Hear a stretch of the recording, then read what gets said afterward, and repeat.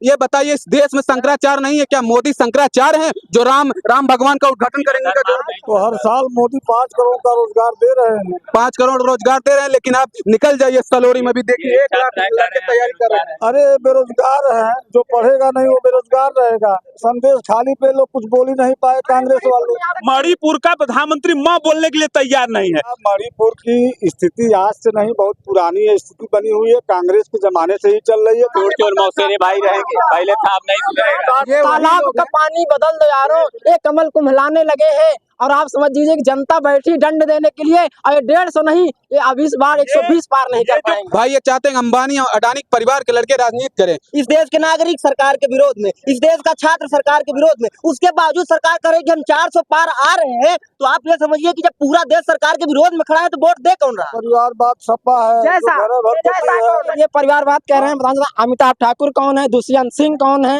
जैसा कौन है? ये क्या पड़ोसी के बच्चे हैं क्या? अगर इनके बच्चे नहीं है तो मोदी के परिवार वो लोग हैं जिन पे भ्रष्टाचार का आरोप, बलात्कार का आरोप, चोरी का आरोप, छिनैती का आरोप, उनके परिवार। अगर मोदी का परिवार पूरा देश है तो 700 किसान अपने हक की लड़ाई लड़ते हुए शहीद हो गए, क्या वो मोदी के परिवार में थे? अघोर तरीके से तानाशाही पूरे भारत में लागू कर दिए हैं। उस तानाशाही का जवाब इसी इलाहाबाद विश्वविद्यालय के एक युवा देगा, इसी भारतवर्ष का एक युवा देगा। निरमा पाउडर जो इस समय चल रहा है भाजपा के यहाँ, जिसके ऊपर एलिगेशन लगाते हैं वो इनके पार्टी में शामिल हो जाता है। जो अपने हक की बात करे वो दलाल हो जाएगा, किसान आतंकवादी हो जाएंगे। भाई अगर किसान वहाँ दलाल बैठे थे तो ये वापस क्यों नहीं कहना? इधर उधर की बात मत करे, बता काफिला क्यों लूटा? इनके पास जवाब नहीं है।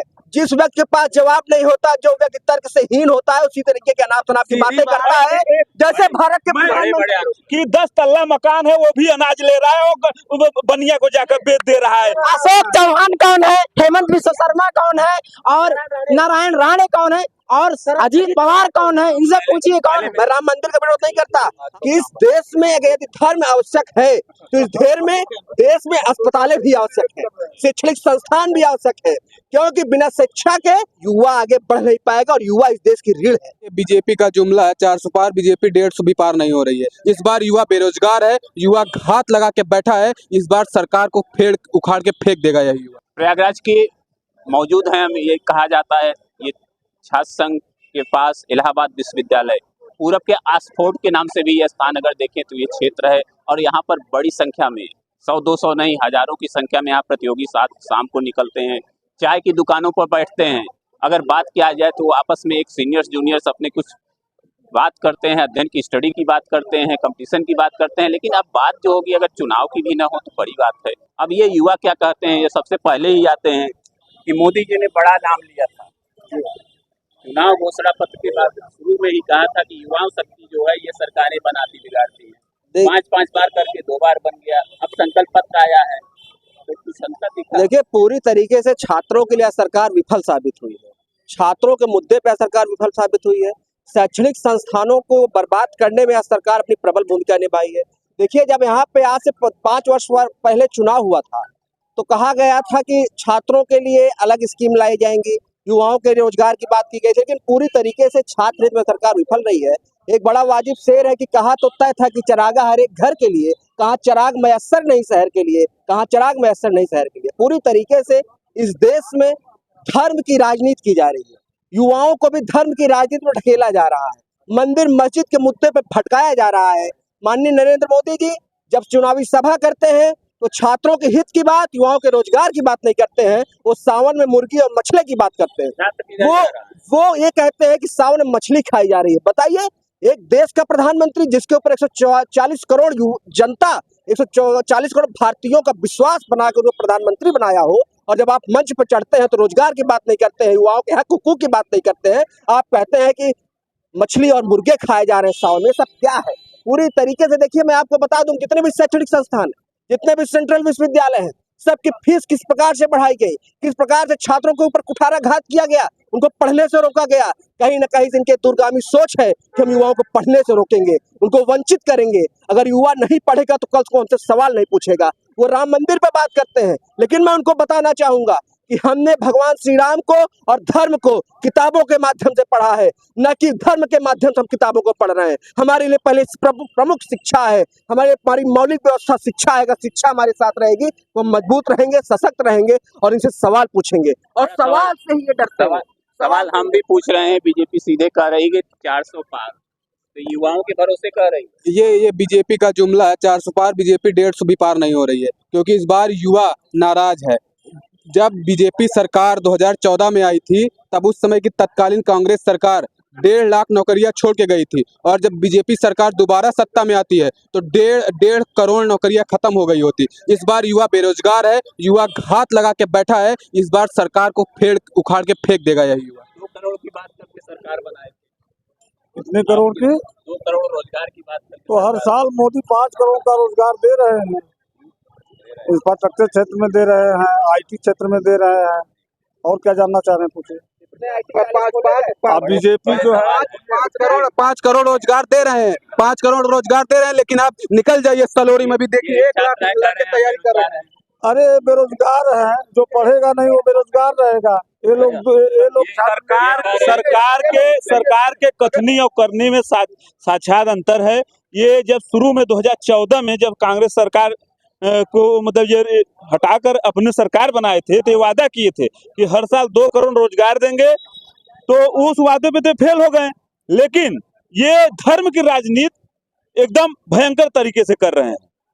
अभी इन्होंने कहा कि धर्म व्यक्ति को संस्कार से जोड़ता है, और संस्कार बहुत बड़ी चीज होती है, जो कि माँ बाप और धर्म से ही मिलते हैं।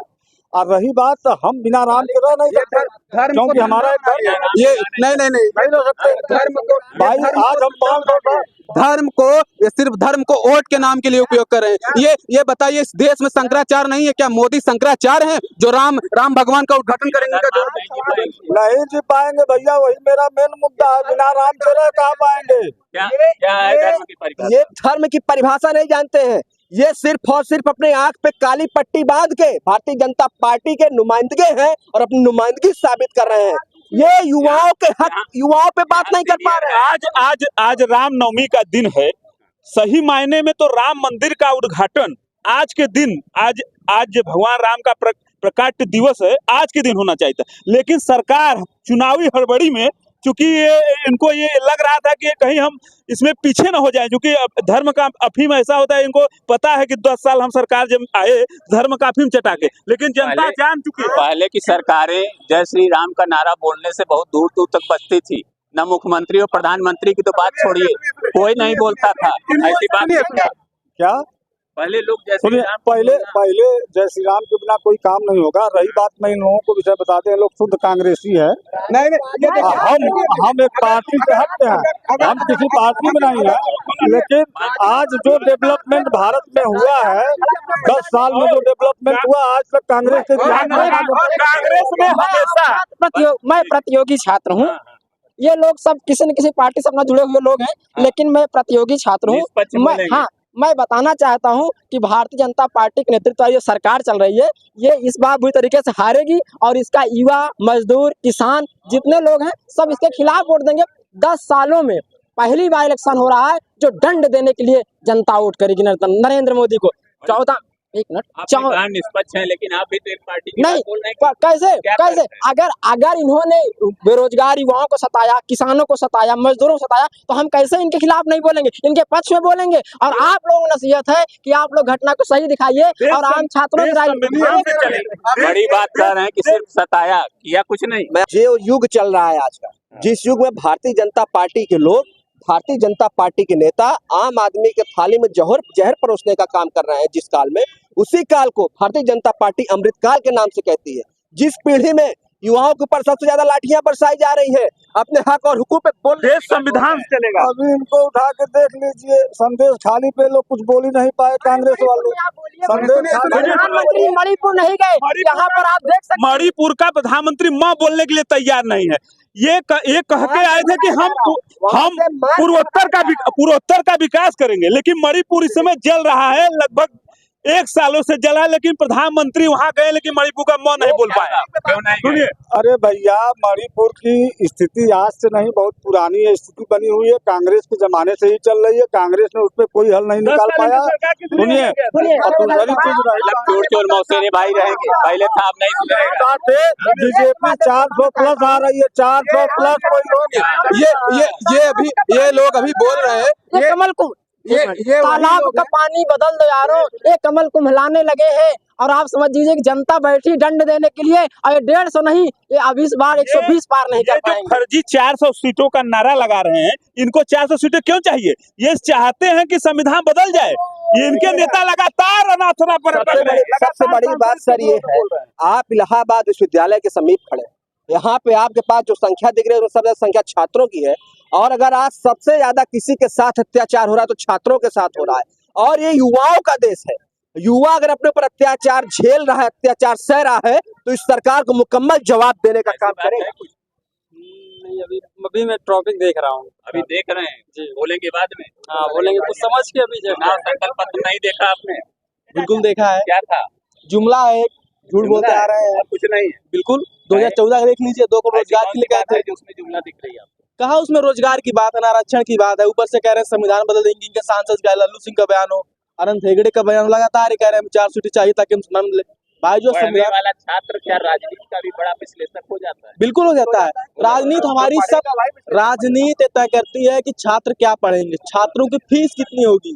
तो जरूरी है छात्र राजनीति करे, राजनीति का विश्लेषण करें। बगल में यहाँ छात्र संघ है, जो कहा जाता था कि ये छात्र राजनीति की यहाँ पर नर्सरी है। और बड़ी बात है, आप कह रहे हैं कि आप राजनीति करेंगे। ये लोग चाहते हैं कि आम छात्र घर के लड़के राजनीति में ना आए, क्योंकि नेताओं के पिल्लों को शरण देना है तो आम छात्र को गला रेतना पड़ेगा। ये इनका फंडा रहा है। भाई ये चाहते हैं अंबानी और अडानी परिवार के लड़के राजनीति करें, और जो इनके खिलाफ बोलेगा वो राजनीति ना करे। और अभी बोल सारी पार्टियां बात करती हैं परिवारवाद नहीं होना चाहिए, बड़ी बातें होती हैं, लेकिन अगर देखें तो जो टिकट दिए जाते हैं अधिकांश में जो है परिवारवाद झलकता है। ऐसा कुछ है क्या? बिल्कुल बिल्कुल, आप देखिए इस देश का युवा सरकार के विरोध में, इस देश के नागरिक सरकार के विरोध में, इस देश का छात्र सरकार के विरोध में, उसके बावजूद सरकार कह रही है कि हम 400 पार आ रहे हैं। तो आप ये समझिए कि जब पूरा देश सरकार के विरोध में खड़ा है तो वोट दे कौन रहा है? संकल्प पत्र लेके 400 पार जा रहे हैं। भैया 400 पार जा रहे हैं। सुनिए, परिवारवाद सपा है, जैसा कांग्रेस है परिवारवाद। और पूछिए किसको जानना चाह रहे हैं? देखिए ये परिवारवाद कह रहे हैं प्रधानमंत्री। अमिताभ ठाकुर कौन है, दुष्यंत सिंह कौन है, जयशाह कौन है? ये क्या पड़ोसी के बच्चे हैं क्या? अगर इनके बच्चे नहीं है तो ये पड़ोसी के बच्चे नहीं है, सब नेताओं के बच्चे हैं। परिवारवाद पे जो आप करते हैं, परिवारवाद उसको कहते हैं जब किसी का हक मारकर सिर्फ अपने परिवार के होने के नाते किसी को मौका दिया, उसको परिवार कहते हैं। जब आप जनता के बीच में भेज रहे हो, जनता चुन करके मोहर लगाकर किसी को भेज रही है, उसको परिवारवाद। इस समय छात्र कांग्रेस के घोषणा पत्र को पूरी तरीके से देख रहा है। छात्रों को बड़ी उम्मीद है कि कांग्रेस का जो घोषणा पत्र है, परिवारवाद पे कांग्रेस का घोषणा पत्र देख रहे हैं, लेकिन उधर मोदी जी कह रहे हैं कि पूरा भारत मेरा पूरा भारत मेरा परिवार है। हाँ, मोदी जी सही कह रहे हैं, मेरा भारत पूरा परिवार है, इसमें बस कोई नहीं है। हाँ, इंडिया गठबंधन बहुत जाएगी 100 क्रॉस करेगी। मोदी के परिवार जिन पे भ्रष्टाचार का आरोप, बलात्कार का आरोप, चोरी का आरोप, छिनैती का आरोप, उनके परिवार है। अगर मोदी का परिवार पूरा देश है तो 700 किसान अपने हक की लड़ाई लड़ते हुए शहीद हो गए। क्या वो मोदी के परिवार नहीं थे? जो छात्रों पर लाठी चलवा रही सरकार, क्या वो सरकार के परिवारवाद पे एक बात देखिए सर, बात ये है कि आप जैसा कि हमारे एक साथी ने बताया कि देश का युवा इनके खिलाफ है, देश का नौजवान इनके खिलाफ है, देश के बेरोजगार वर्ग इनके खिलाफ है। आप देखिए किसान आंदोलन किस तरीके से कुचला गया, किस तरीके से इस देश में आंदोलनों को कुचला जा रहा है, किस तरीके से छात्रों युवाओं को बोलने से रोका जा रहा है। जो इनके खिलाफ बोलता है मुकदमा करके जेल में डाल देते हैं। तो इनकी पूरी तरीके जो अघोर तरीके से तानाशाही पूरे भारत में लागू कर दिए हैं, उस तानाशाही का जवाब इसी इलाहाबाद विश्वविद्यालय के एक युवा देगा, इसी भारतवर्ष का एक युवा देगा। मोदी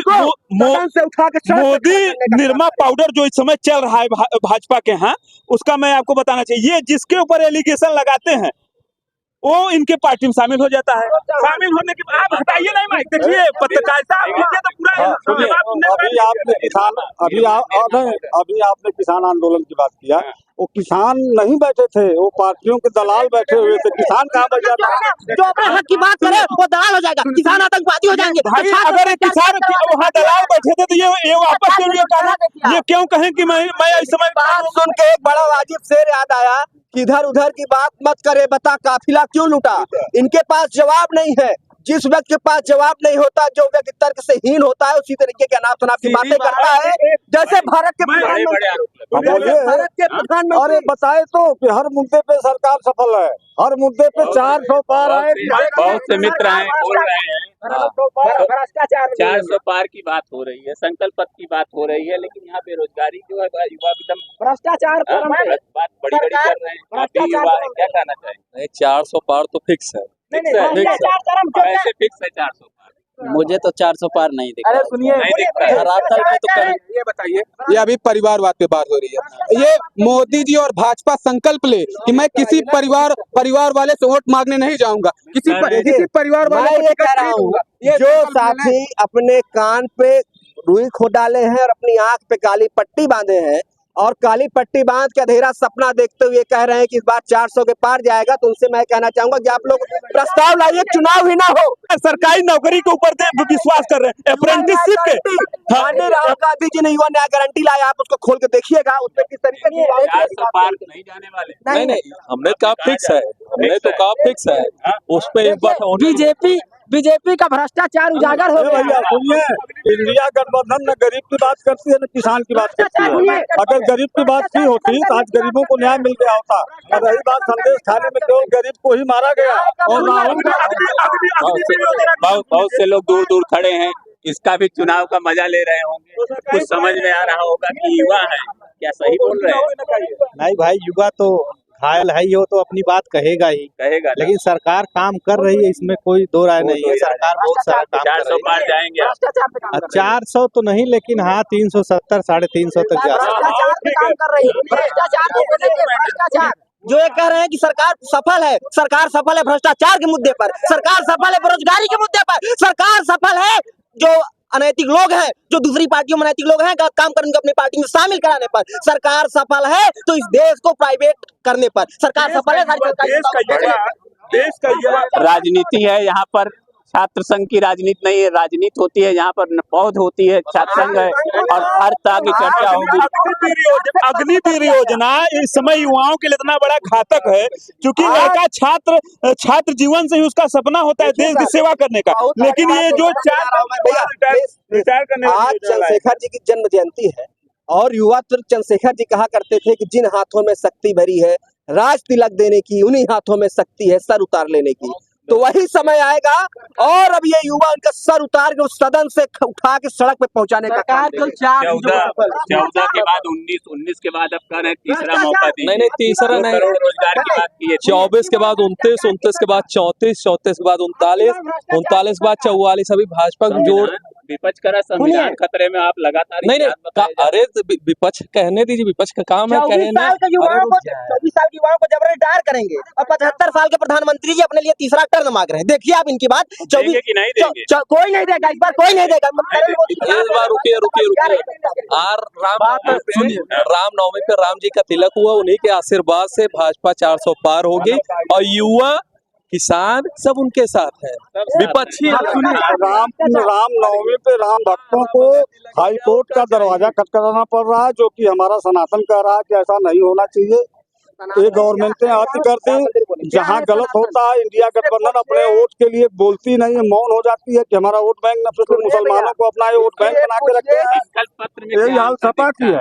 देखिए इनसे ये पूछे कि जैसे हम इसको तीनों पार्टियों को देखा जाए, देखिए मैं बता, महागठबंधन का भी आया है, कांग्रेस का भी अलग से अपना समझिए। राहुल गांधी जी ने जो युवा न्याय गारंटी लाया है, उसमें साफ साफ लिखा है कि जो अग्निवीर योजना लाई गई, जो 3 वर्षों के बाद युवाओं को पदमुक्त कर देने की स्थिति थी, उसको समाप्त कर दिया जाएगा। और अब कोई भी युवा जब अपना ग्रेजुएशन कंप्लीट करेगा, BA BSc BCom स्नातक कंप्लीट करने के बाद उसको 1 साल की इंटर्नशिप दी जाएगी और उस इंटर्नशिप में आपको 1 लाख रुपए का भत्ता दिया जाएगा। उसमें आप अपना रोजगार भी चला सकते हैं, अपना पेट पाल सकते हैं और सीख भी सकते हैं। युवा संतुष्ट है।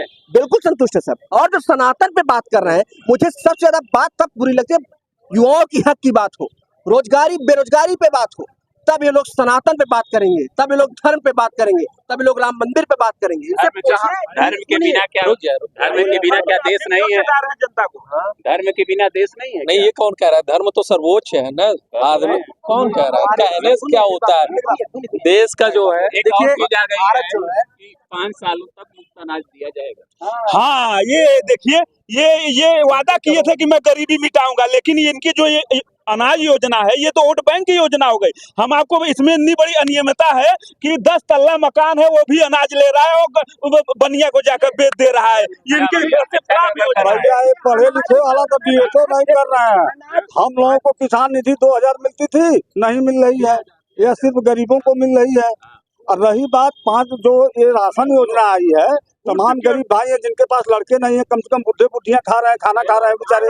ये तो बहुत फूड सिक्योरिटी एक्ट कांग्रेस, सुनिए, फूड सिक्योरिटी एक्ट कांग्रेस लेकर 2013 में आई, कानून बनाई थी कि गरीबों को खाली पेट नहीं सोएंगे, लेकिन ये जो मोदी सरकार है, इसको चुनावी योजना बना दी। ये इसके नाम पे वोट हथिया के सत्ता में। देखिए, मैं बताना चाहता हूँ कि ये सरकार भ्रष्टाचार को बढ़ावा देने वाली सरकार है। इनके जितना नेता, अरे जितने भ्रष्टाचार, अशोक चौहान कौन है, हेमंत बिश्व शर्मा कौन है, और नारायण राणे कौन है, और अजीत पवार कौन है, इनसे पूछिए कौन है। मेरा एक छोटा सवाल देखिए, आप कौन है? क्या मैं तो विश्वविद्यालय का एक छात्र हूँ, प्रतियोगी छात्र हूँ, पढ़ाई कर रहा हूँ और किसान मजदूर का लड़का हूँ। और लगातार भारत की सरकार अगर गलत काम करेगी, उसको चोट पहुंचाने वाला कार्य करने वाला एक युवा। रोजगार मिला? नहीं, बिल्कुल रोजगार नहीं मिला। ये सरकार रोजगार नहीं देगी। ये शुद्ध सफाई है, इनकी परिभाषा है शुद्ध सफाई है। और एक गरीब और मजबूर भाइयों को लूटते हैं, इनकी परिभाषा ये है। ये समाज के गरीब लड़कों को लूट देते हैं। और रही बात बेरोजगार की बात, तो मैं अपनी आंखों से देख रहा हूँ। सुनिए, गवर्नमेंट कांग्रेस की गवर्नमेंट थी। मैक्सिमम भैया जब घर जाते हैं, मैक्सिमम नौकरियां, भैया जब घर जाते हैं, इनके परिवार वाले ही कहते हैं आप किस पार्टी का सपोर्ट कर रहे हैं, वो तो युवाओं के साथ छलावा कर रहा है। सुनिए, कांग्रेस ने सबको नौकरी दिया, मैं मानता हूँ, ठीक। लेकिन आज की स्थिति ये है कि स्टेशन मास्टर फोन कर रहा है कि रेलवे का लूप लाइन चेंज करना है, तो कांग्रेसी जो नौकरी थी हम लोग फोन नहीं उठा रहे हैं। तो इससे बढ़िया तो वही है ना जो देखिए, ये जो बोल रहे हैं, इसी प्रकार से पूरे भारतवर्ष में भाजपा अपने पेट कार्यकर्ता रखी है, जो मीडिया देखने के बाद, कैमरा देखने के बाद भाजपा के सह पे बात करते हैं, उनको नुमाइंदगी करते हैं।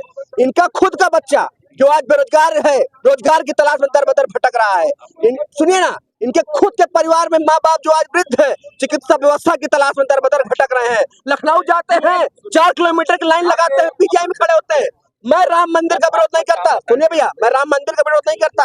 आज रामनवमी का पर्व है, मैं भगवान श्री राम को मानता हूँ, उनका आदर करता हूँ, उनका व्रत रखा हूँ। लेकिन मैं कहना चाहता हूँ कि इस देश में अगर यदि धर्म आवश्यक है, तो इस देश में अस्पतालें भी आवश्यक है, शैक्षणिक संस्थान भी आवश्यक है, क्योंकि बिना शिक्षा के युवा आगे बढ़ नहीं पाएगा और युवा इस देश की रीढ़ है। भाजपा के हाँ, इन्होंने चिकित्सा पे इंजीनियरिंग कॉलेज, उत्तर प्रदेश में 65 मेडिकल कॉलेज और इंजीनियरिंग कॉलेज बन चुके हैं। हर एक जिले में मेडिकल कॉलेज बन रहा है, वहाँ पे चिकित्सा सुविधाएं मिल रही हैं, नहीं मिल रही हैं। अब झूठ कोई बोले वो अलग चीज है। हर एक जिले में, प्रतापगढ़ में, जनपद में ना मेडिकल कॉलेज था ना इंजीनियरिंग कॉलेज था, दोनों बन गया। 60,000 वैकेंसी, 60,000 वैकेंसी में 60 लाख लोग आवेदन। हाँ तो ठीक है, करें ना, सब स्वतंत्र है, जो काबिल है वो 60,000 आएंगे, जो 60,000 आएंगे वो आएंगे। भाई इस गवर्नमेंट का सबसे बड़ी विशेषता है कि प्राइवेटीकरण पे ध्यान दे रही है। सरकारी आदमी घूस ले रहा है, तनख्वाह लेगा, पेंशन चाहिए, तो कम से कम बेरोजगारी मिल जाएगी। जो ये कह रहे हैं कितने मेडिकल कॉलेज बन गए और इतने जो है चिकित्सा सुविधाएं मिल गई। मैं यही कहता हूँ कि तुम्हारे फाइलों में गांव का मौसम गुलाबी है, मगर ये आंकड़े झूठे हैं, ये दावा किताबी है। मैं इस देश का नागरिक हूँ और मेरा धर्म में विश्वास है, लेकिन जितना मुझे अधिकार है अपने धर्म को मानने का, उतना अगर कोई व्यक्ति नास्तिक है, वो धर्म में विश्वास नहीं करता, उतना अधिकार उसको भी है। जो धर्म में मानता है उसको तो आप मंदिर के मुद्दे से, उसे मजाक के मुद्दे लॉलीपॉप दे देंगे। जो धर्म में विश्वास नहीं करता उसके लिए आप क्या करेंगे? अब ये दौर जो है चलता रहेगा। फिलहाल यहाँ चुनाव जो है वो 25 मई को है। बड़े मौके मिलेंगे, चर्चा होगी, हर बात को होगा। संकल्प पत्र की बात अगर होगी तो चुनाव मैनिफेस्टो की सारी पार्टियों के एक एक बिंदु का समीक्षा भी होगी, फिर यहाँ पर फिर जमेगी महफिल, फिर होगा चुनावी चर्चा। लेकिन जो सबसे बड़ी बात यहाँ निकल कर ये आई है कि देश के लिए जितना ही जरूरी धर्म है, देश के लिए उतना ही जरूरी युवाओं की ताकत के लिए रोजगार है, शिक्षा है, इंफ्रास्ट्रक्चर है, विकास है, सब चीजें होनी चाहिए। ये है विचारों का विचार। प्रयागराज से वीडियो जर्नलिस्ट संजीव कुमार के साथ मैं शिवपूजन सिंह, NBT ऑनलाइन, उत्तर प्रदेश।